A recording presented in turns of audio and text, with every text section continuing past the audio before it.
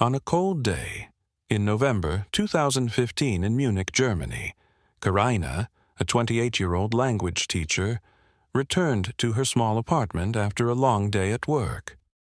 She was used to a routine. She'd go in, put down her bag, make tea, and sit down to review her papers. But that day, something strange began to happen. Karina was standing by the window drinking tea when, suddenly, her right hand stopped moving. The cup fell and shattered on the floor, and the tea spilled. She tried to scream, but her voice failed. Minutes passed. Her left leg went rigid. Her face began to droop on one side. Standing in front of the mirror, she watched herself literally collapse, without understanding what was happening. She tried to grab her cell phone, but with difficulty, she reached the emergency button and pressed it. The call was cut off before she could say a word. The emergency responders heard a strange breathing sound and sent an ambulance. They entered her apartment after a strange report.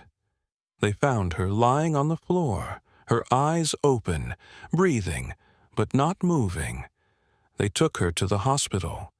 The tests revealed nothing obvious, maybe a coma we're monitoring.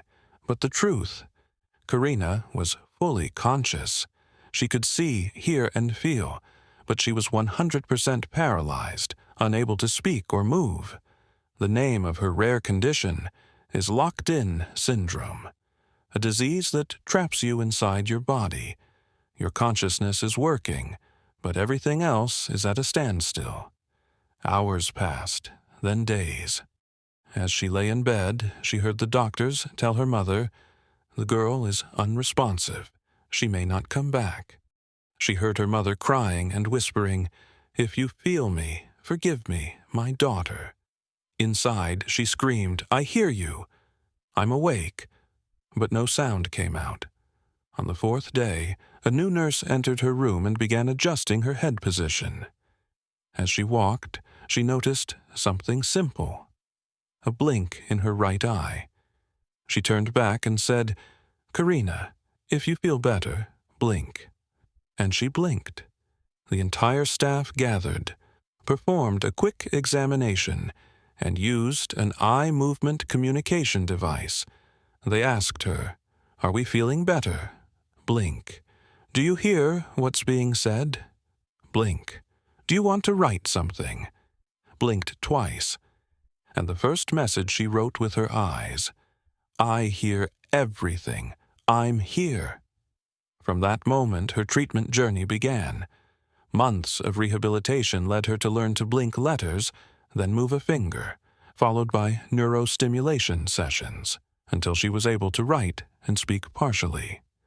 Karina wasn't 100% back, but she did return to life and began lecturing at universities about her experience.